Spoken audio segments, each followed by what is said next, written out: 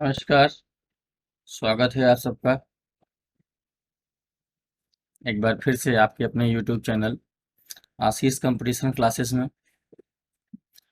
पिछली कक्षा में आपको क्रिया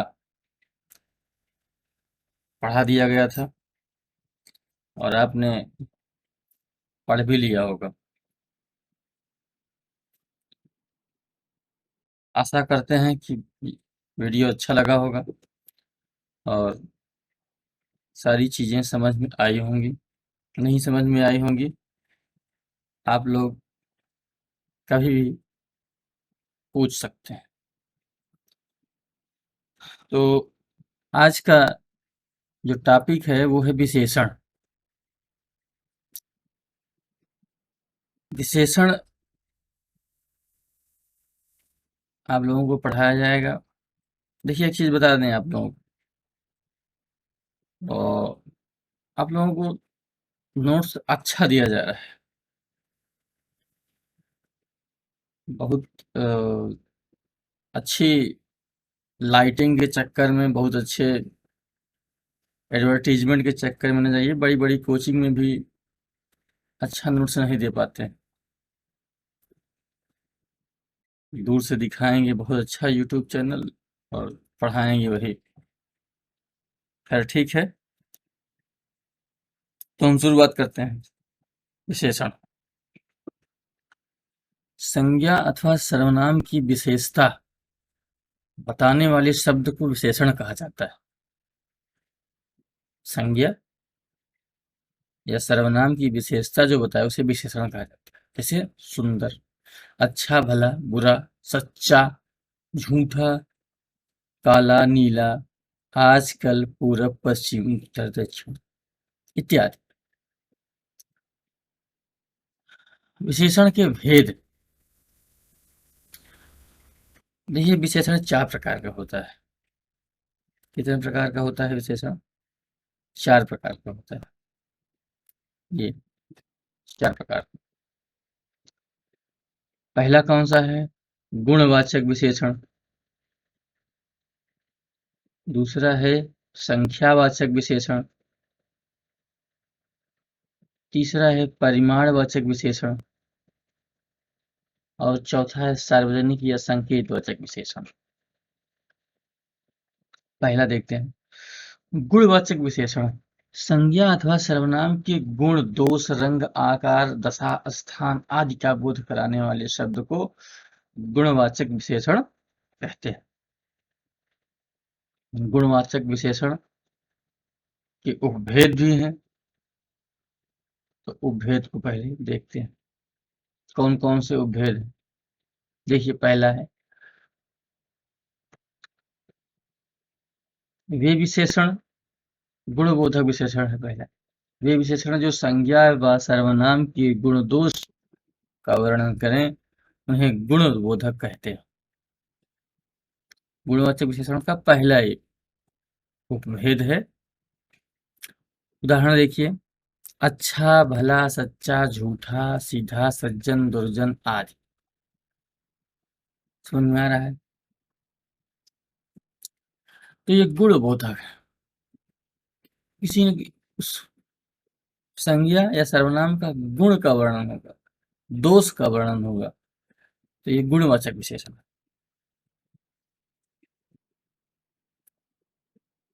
जैसे ज्ञानेंद्र सज्जन है, तो उसकी सज्जनता को बताया जा रहा है, तो यहाँ गुणवाचक विशेषण। दूसरा, आकार बोधक।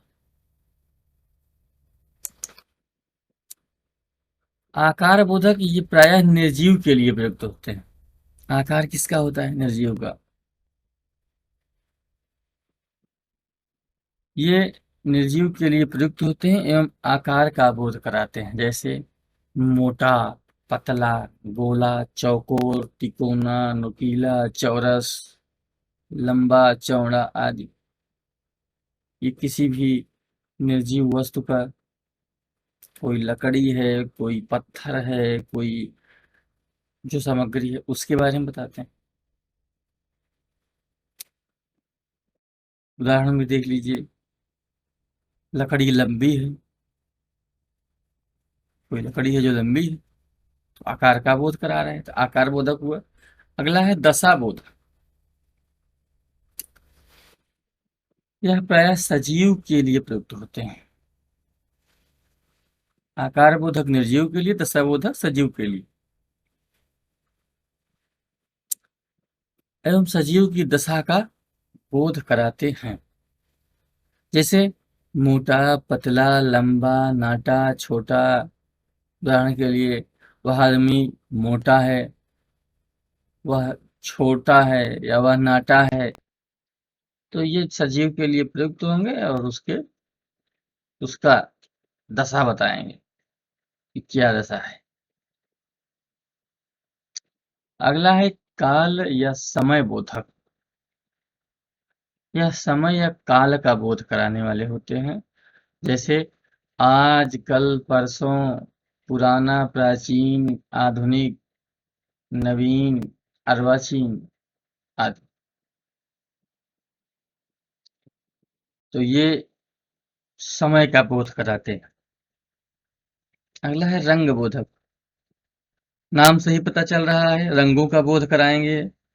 काला, नीला, पीला, सफेद, गुलाबी, पिंक।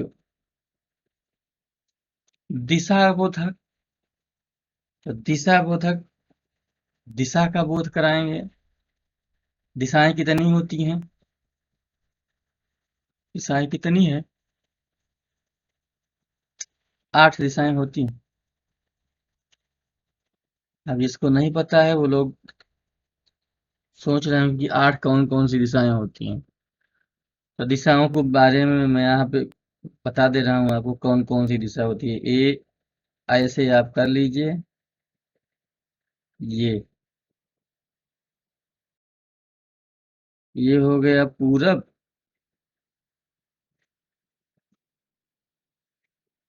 ये हो गया पश्चिम।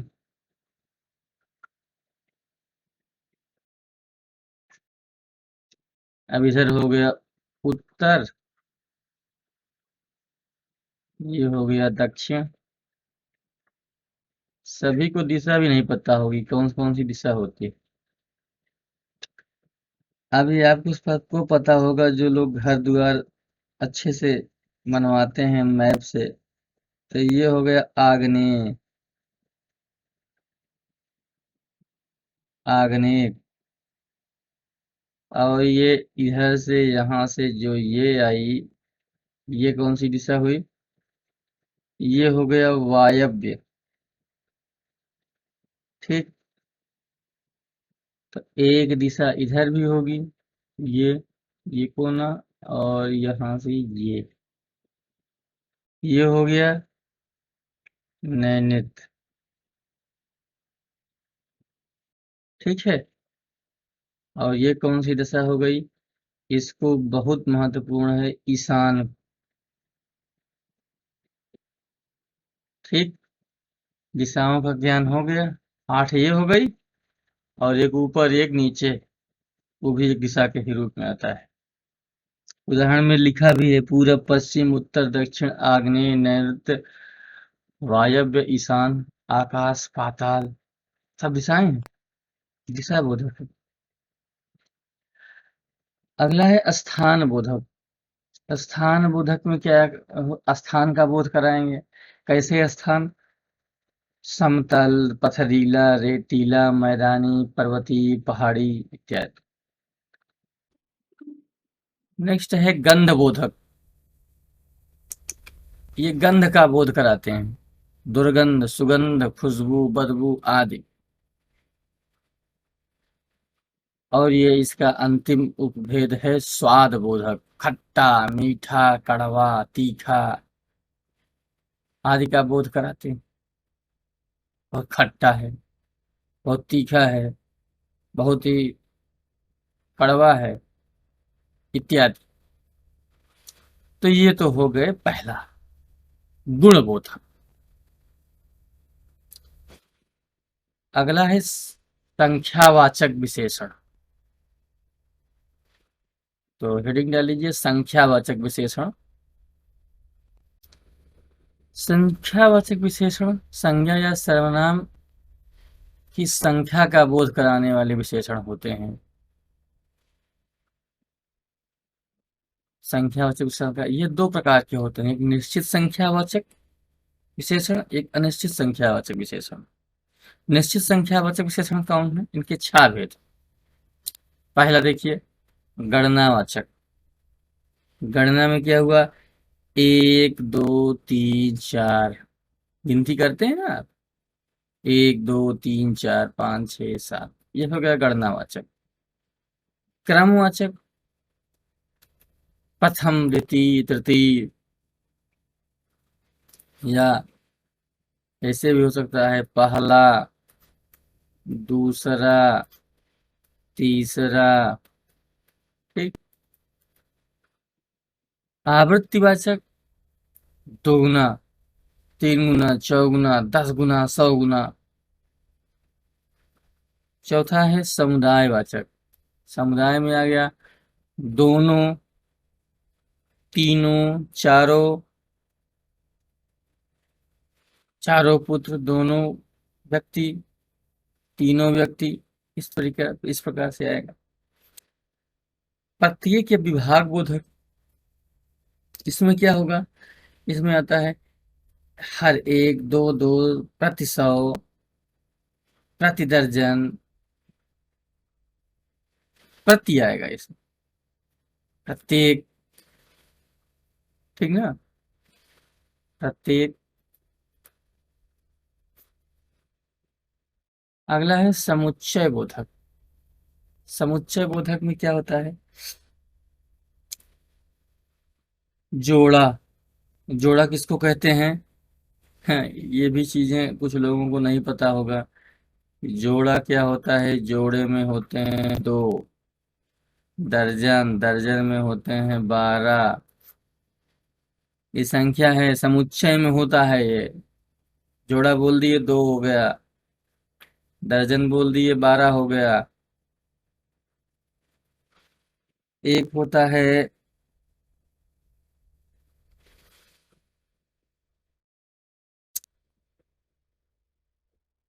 गाही। ये गाही होता है 5 का। ये होता है 4 का। ये होता है 20 का। ये होता है 100 का। समझ आए? ये तो कोई पूछे गाही, एक गाही, तो एक गाही का मतलब 5, एक गंडा 4, जोड़ा 2, दर्जन 12, कोरी 20। ये सब कुछ देसी और कुछ लिखा पढ़ी में। इसी का दूसरा है संख्यावाचक विशेषण का अनिश्चित संख्यावाचक विशेषण। अनिश्चित संख्या में कोई निश्चित संख्या नहीं है, सभी लोग, कुछ लोग, कई सारे, ढेर सारे, कई लोग, ये इत्यादि। तीसरा है परिमाणवाचक विशेषण। संज्ञा या सर्वनाम की परिमाण, माप, तौल का बोध कराने वाले परिमाणवाचक विशेषण कहलाते हैं। इनके भी 2 भेद हैं, निश्चित परिमाणवाचक, अनिश्चित परिमाणवाचक। निश्चित परिमाणवाचक के भी 3 भेद हैं। एक पूर्णांक बोधक। तो पूर्णांक बोधक में 1 किलो, 2 किलो, 1 किलोग्राम, 2 किलोग्राम पूर्णांक है ये, पूरा का पूरा है 1 किलो, 2 किलो। अपूर्णांक बोधक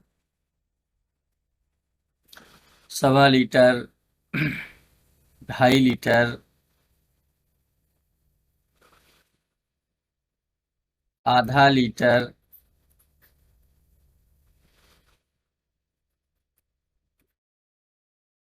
ठीक है, 3.5 लीटर। ये सब किसमें आए? अपूर्णांक बोधक में। समुच्चय बोधक में पसेरी, धरा, मन, कुंतल, टन, गज, ये सब आते हैं। इसमें भी आप जान लीजिए पसेरी कितने का होता है? पसेरी 4 किलो। पसेरी 4 kg। धरा 5 kg। मन 40 kg का होता है। कुंतल 100 का होता है। बाकी सब आप जानते हैं। ठीक। अब अनिश्चित परिमाणवाचक थोड़ा, बहुत, तनिक, अधिक परिमाण का बोध कराते हैं, माप तौल का बोध कराते हैं, लेकिन कोई निश्चित नहीं। निश्चित। चौथा और अंतिम है सार्वनामिक विशेषण। जो सर्वनाम संज्ञा के विशेषण के रूप में प्रयुक्त हो उसे सार्वनामिक विशेषण कहा जाता। सार्वनामिक विशेषण दो प्रकार के होते हैं। एक मौलिक सार्वनामिक विशेषण, जो सर्वनाम बिना बदले अपने मूल रूप में संज्ञा के पहले आकर उसकी विशेषता बतलाएं, उन्हें मौलिक सार्वनामिक विशेषण कहा जाता है। जैसे यह लड़का, वह घर, यह आदमी। ठीक ना? समझ में आ रहा है? और रूपांतरित सार्वनामिक विशेषण, जो सर्वनाम अपना रूप परिवर्तित करके संज्ञा के पहले आए उन्हें रूपांतरित सार्वनामिक विशेषण कहते हैं। जैसे यह आदमी का क्या हुआ? ऐसा आदमी। वह आदमी वैसा आदमी। वह घर वैसा घर। जैसा देश। इस प्रकार से ये रूपांतरित होते। इसी में एक आता है प्रविशेषण या अंतर विशेषण उसको कहते हैं। जो शब्द विशेषण की विशेषता बताए, ध्यान से देखिए, जो विशेषण की विशेषता बताए उन्हें प्रविशेषण या अंतर विशेषण कहते हैं। जैसे बहुत, अधिक, कम, थोड़ा, तेज आदि। घोड़ा बहुत तेज दौड़ता है, तो विशेषण तो हुआ तेज दौड़ना। तेज, उसमें बहुत लगा दिए। और अधिक, तेज में भी बहुत तेज, तो ये हो गया प्रविशेषण। बहुत प्रविशेषण। राम बहुत अधिक बोलता है। वर्षा बहुत कम हो रही है। अनावृष्टि बहुत कम, बहुत अधिक, तो ये हो जाता है प्रविशेषण। विशेषण की अवस्थाएं आप लोग प्रायः जानते ही होंगे, किसी को कुछ बताना है नहीं। फिर भी अगर हम सोच रहे हैं कि आप लोगों को बता ही दें कि विशेषण की 3 अवस्थाएं होती हैं। विशेषण की 3 अवस्थाएं होती हैं। ये अतिरिक्त चीजें हैं, ये याद रखेंगे, हमेशा कभी धोखा नहीं खाएंगे। ठीक है? अच्छी चीज। विशेषण की 3 अवस्थाएं। कौन सी? पहली होगी मूलावस्था। दूसरी कौन सी होगी? उत्तरावस्था।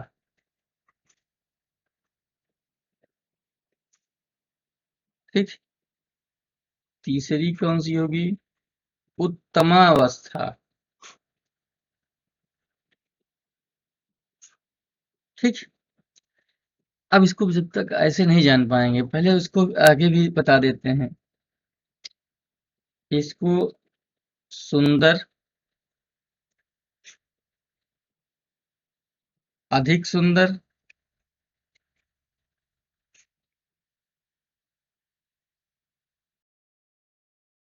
सबसे सुंदर। ठीक है, देख रहे हैं ना? इसी को कहते हैं साधारण अवस्था, तुलनात्मक अवस्था और अतिशय अवस्था। क्या है? साधारण, तुलनात्मक और अतिशय। इन अतिशय अवस्था कहते हैं। अतिशय।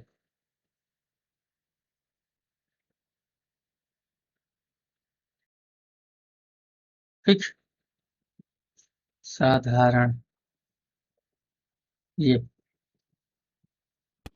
अरे, एक और चीज बता दें इसमें,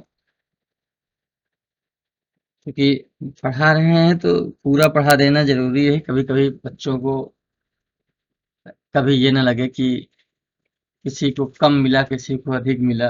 कहीं ऐसा ना हो कि दूसरी कोचिंग का देख करके बच्चे भ्रमित हो जाते हैं कि सर जी वो नहीं पढ़ाए, सर जी ये नहीं पढ़ाए। एक सबसे चीज जो दिमाग में खटकती है बच्चों के, परिमाणवाचक और संख्यावाचक विशेषण में अंतर। तो यहाँ लिखिए, परिमाणवाचक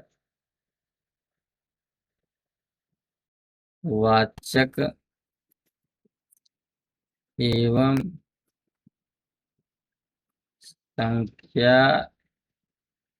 संख्यावाचक विशेषण में अंतर। ठीक।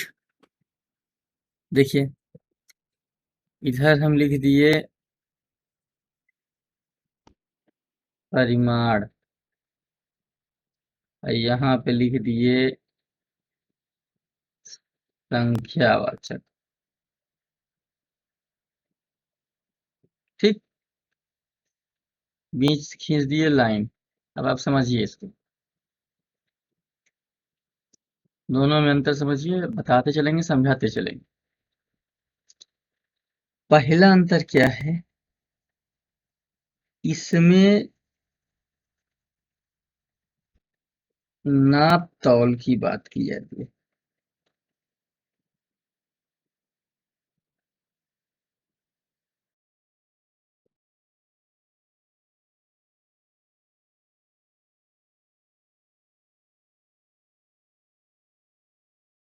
नाप तौल की वस्तुएं आती हैं, और इसमें कौन सी वस्तुएं आती हैं, गणना योग्य।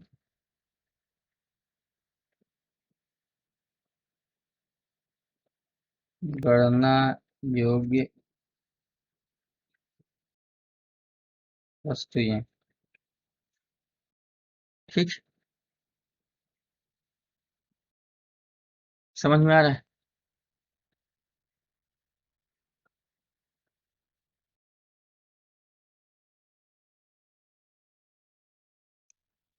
और एक महत्वपूर्ण अंतर दूसरा जो है, दो अंतर हैं। दूसरा अंतर क्या है कि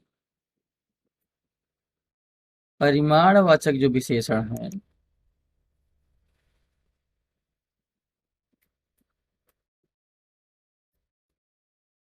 परिमाणवाचक विशेषण के बाद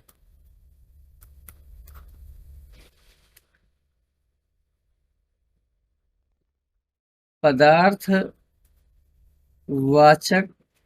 या द्रव्यवाचक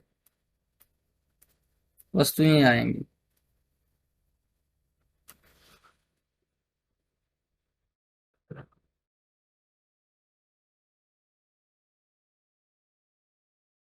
की संख्याएं आती हैं। ठीक।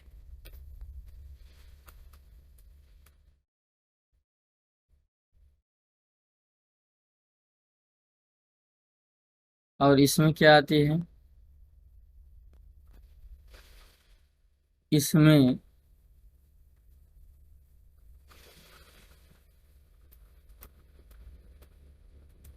संख्यावाचक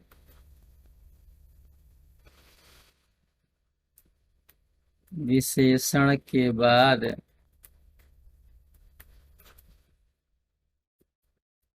जातिवाचक, जातिवाचक संज्ञाएं आती हैं।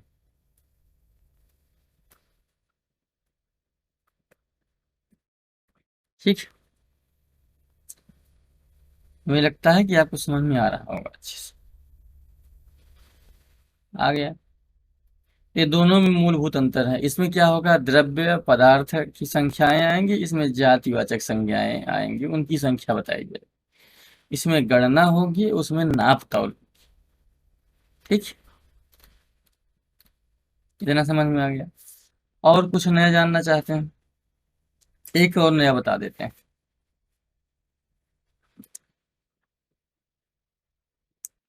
एक इसी में ही टर्मिनोलॉजी आती है, उसको कहते हैं विशेषण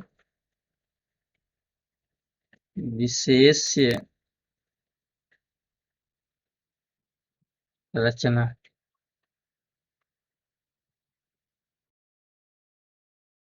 विशेषण विशेष्य, इसमें पहला नंबर डाल लें। ये उसके अतिरिक्त है, आपको हम बता रहे हैं। तो पहला इसमें होगा कि कुछ विशेषण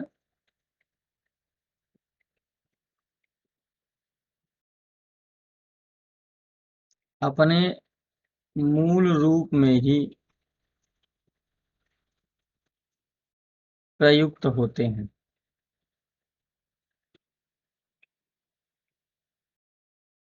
ठीक,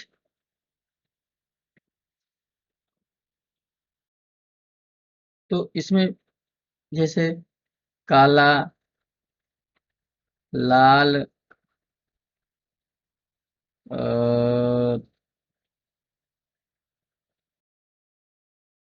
गोला, भारी, सुंदर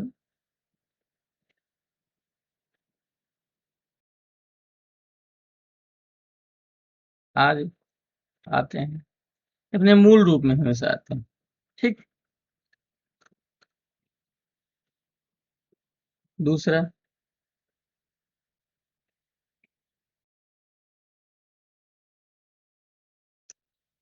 कुछ विशेषण कुछ विशेषण ऐसे हैं जो संज्ञा में प्रत्यय लगाकर बनते हैं। संज्ञा में प्रत्यय लगाकर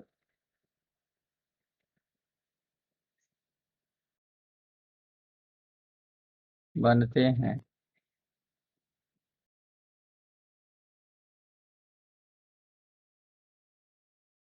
जैसे धर्म है,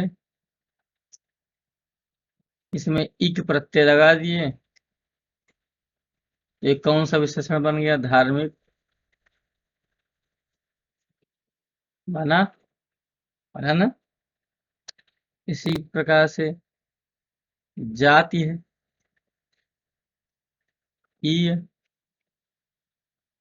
क्या बना, जाति बना कि नहीं बना।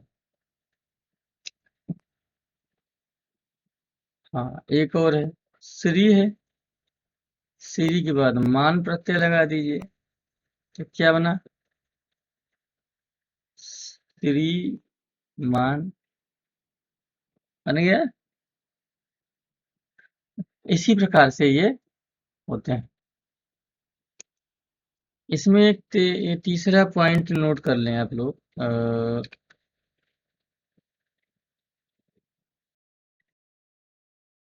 ये लिंग वचन कारक के अनुसार परिवर्तित विशेषण कैसे परिवर्तित होते हैं, जरा देखिए, समझने का प्रयास कीजिए। काला है, ये मूल है, ये काली भैंस होता है,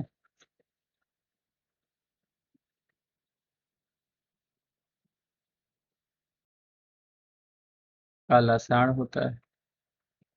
तो ये लिंग के अनुसार परिवर्तित हो गया, हुआ कि नहीं हुआ परिवर्तित।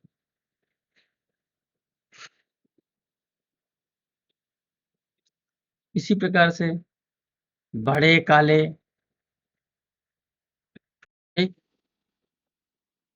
इसी बड़े काले, बड़ी काली, देख रहे हैं? शब्दों के अनुसार लिंग, वचन, कारक के अनुसार परिवर्तित हो जा रहे हैं।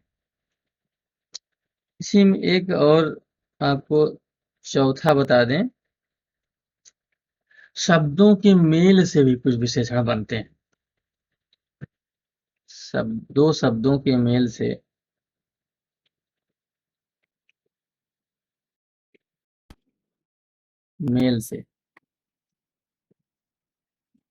कैसे बनते हैं?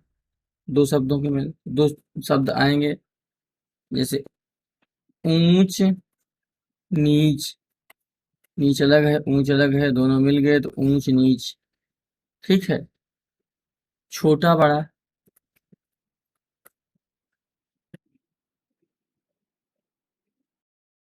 छोटी बड़ी, छोटा बड़ा, ये भी दो शब्दों के मेल से बन जाते हैं।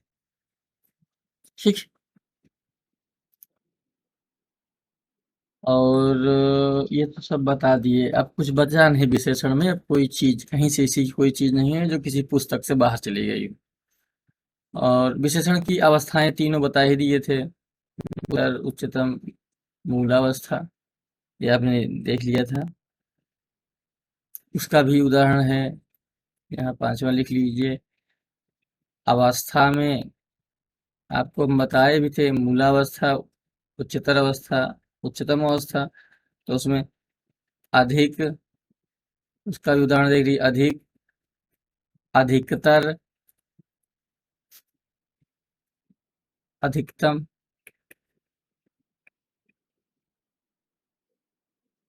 ठीक है। ये उच्चतम अवस्था है, ये उच्चतर अवस्था है, और ये मूलावस्था है विशेषण की।